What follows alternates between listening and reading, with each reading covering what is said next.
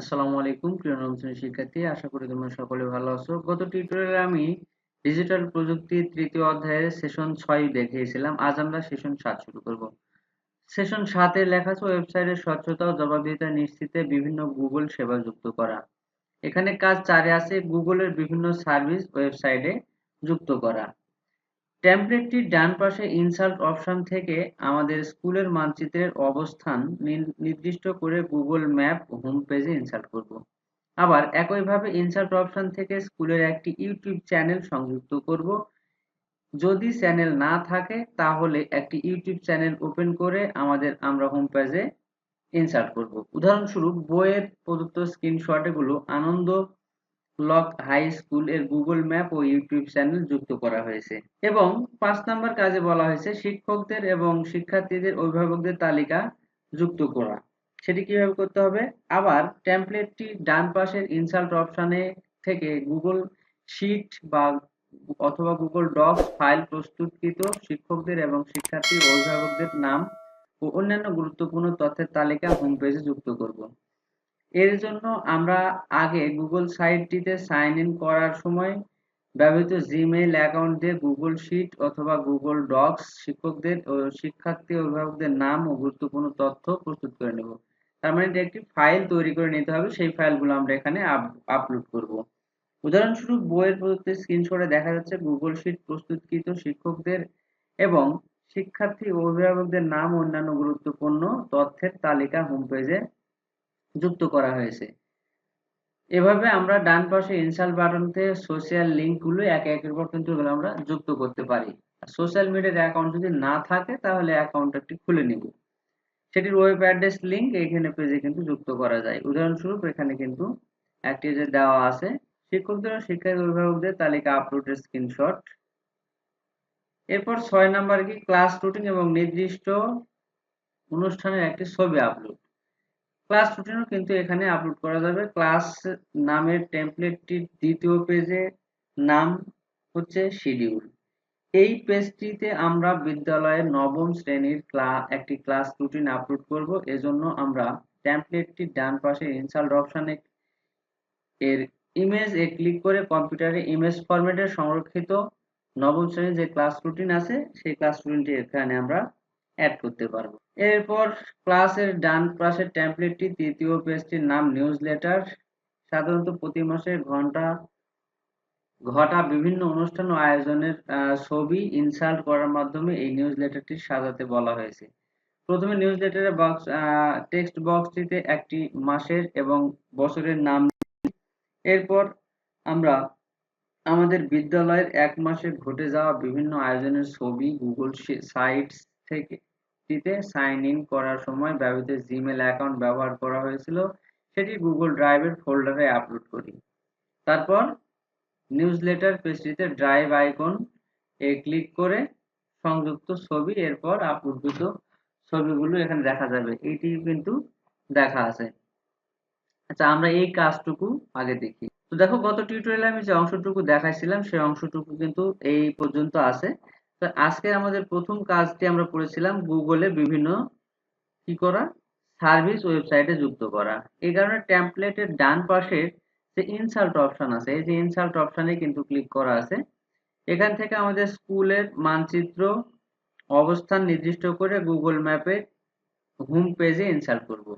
এটি হচ্ছে home page. এখানে কিন্তু আমরা গুগল ম্যাপও কি করতে পারি ইনসার্ট করতে পারি। এই যে দেখো ডান পাশে নিচের দিকে স্ক্রল করে দেখলে এখানে লেখা আছে গুগল ম্যাপ।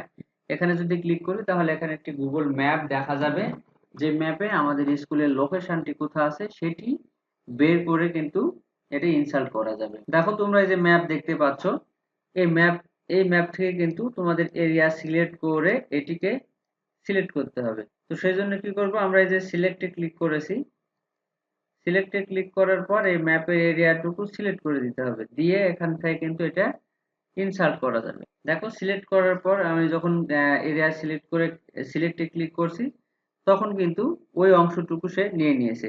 তোমরা দেখতে পাচ্ছ যে যে অংশটুকু আমার স্ক্রিনে দেখাচ্ছিল সেই অংশটুকুতে আমি নিচে সিলেক্ট লেখা ছিল সেখানে ক্লিক করার পর কিন্তু এটি চলে এসেছে।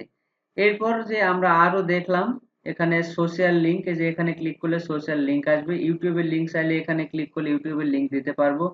ক্যালেন্ডার চাইলে আমরা ক্যালেন্ডার দিতে পারবো। এরপর দেখো ডান পাশে লেখা আছে ডক্স, এটি হচ্ছে এমএস ওয়ার্ড কে বলা হচ্ছে ডক্স। এই ফাইল ডক্স ফাইলের কথা বলা হয়েছিল। স্লাইড মানে পাওয়ার পয়েন্ট, সেটিও যুক্ত করা যেতে পারে।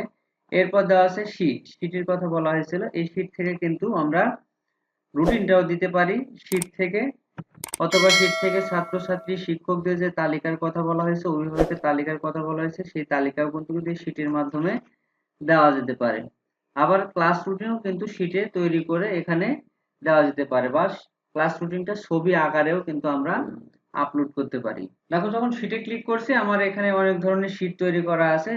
সেখান থেকে তোমরা যে এই ছাত্রছাত্রী, অভিভাবক, শিক্ষক সবার যে তালিকাটা তৈরি করে থাকবে সেই তালিকাটি এখানে দেখাবে, সেখানে শুধু ক্লিক করলেই এখানে স্ক্রিনের মধ্যে চলে আসবে। ঠিক এভাবে আমরা শিট ডক্স সবকিছু কিন্তু এখানে যুক্ত করতে পারি। এরপর আমরা যাব পেজে। পেজে যখন ক্লিক করব তখন এখানে আমাদের প্রথমে শুরুতে যে পেজগুলো দেখতে পেয়েছিলাম সেই পেজগুলো দেখো, হোম, শিডিউল, এরপর আছে নিউজ লেটার।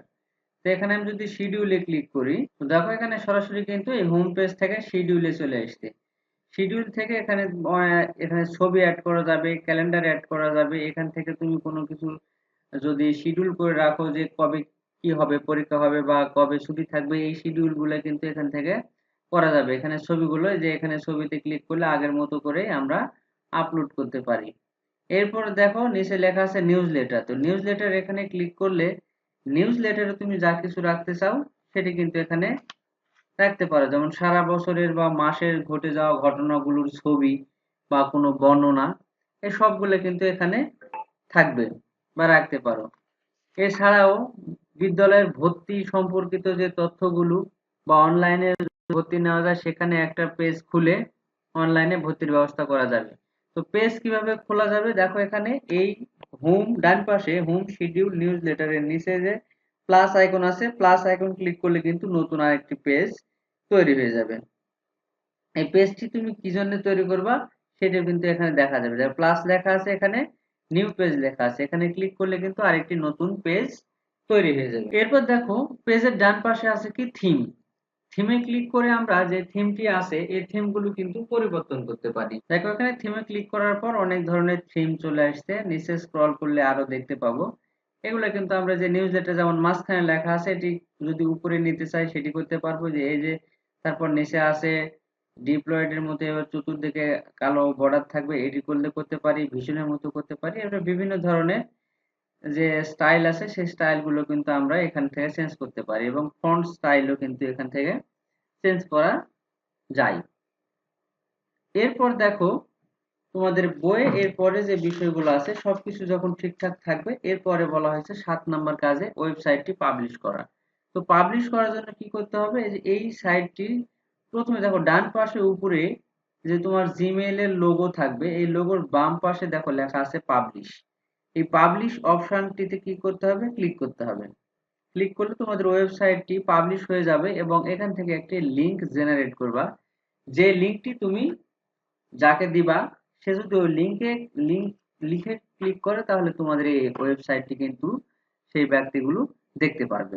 তো দেখো নিউজ লেটারের পেজটিতে মার্চ এবং 2023 অনুষ্ঠিত হওয়া ক্রীড়া প্রতিযোগিতার 4টি ছবি আপলোড করার স্ক্রিনশট দেওয়া আছে। এখানে যে ছবি আপলোড, তুমি ছবি আপলোড করতে পারো, শিট আপলোড করতে পারো, যে কোনো কিছু আপলোড করতে পারবে। এরপর দেখো আমি এই যে পাবলিশের কথাটা বললাম, যে এখানে যে এই অপশনটুকুতে ক্লিক করে কিন্তু এটি আমরা পাবলিশ করে দিতে পারি।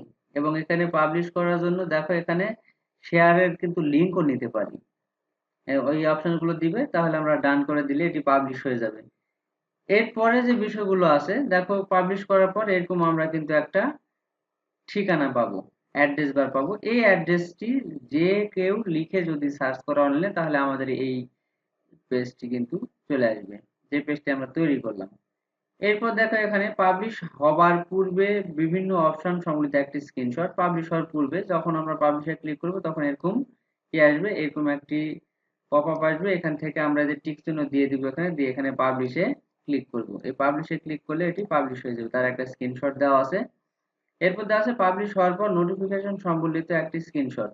এই যখন পাবলিশ হয়ে গেছে তখন এই ওয়েবসাইটটি দেখতে এরকম পাবে, অর্থাৎ কেউ যখন ওই লিঙ্কে ক্লিক করে ঢুকবে তখন এরকম অপশন সে দেখতে পাবে। এরপরে আছে কি ডোমেন নাম দিয়ে সার্চ করার পর খুঁজে পাওয়া ওয়েবসাইট। যদি কেউ ডোমেন নেম দিয়ে খুঁজে, যদি এটা আমরা ডোমেন নাম কিনে এটি ব্যবহার করি, তাহলে ডোমেন নেম দিয়ে খুঁজলেও কিন্তু এই স্ক্রিনটির মতো পর্দাটি দেখতে পাবেন। তো প্রিয় শিক্ষার্থীরা, এভাবে আমরা কিন্তু একটি ওয়েবসাইট অর্থাৎ গুগল সাইটে একটি সুন্দর ওয়েবসাইট তৈরি করা শিখলাম এবং এই ওয়েবসাইটটি পাবলিশ কিভাবে করতে হয় সেটিও কিন্তু শিখেছি। তো আজ এ পর্যন্তই। সামনের টিউটোরিয়ালে আমি এই যে সেশন ৮ ওয়ার্ডপ্রেস ওয়েবসাইট কিভাবে তৈরি করা যায় সেই বিষয়টি দেখানোর চেষ্টা করব। সেই পর্যন্ত সবাই ভালো থাকো, সুস্থ থাকো। যারা এখনো চ্যানেলটি সাবস্ক্রাইব করেনি অবশ্যই চ্যানেলটি সাবস্ক্রাইব করে বেল আইকন প্রেস করে পাশে থাকবেন। ধন্যবাদ।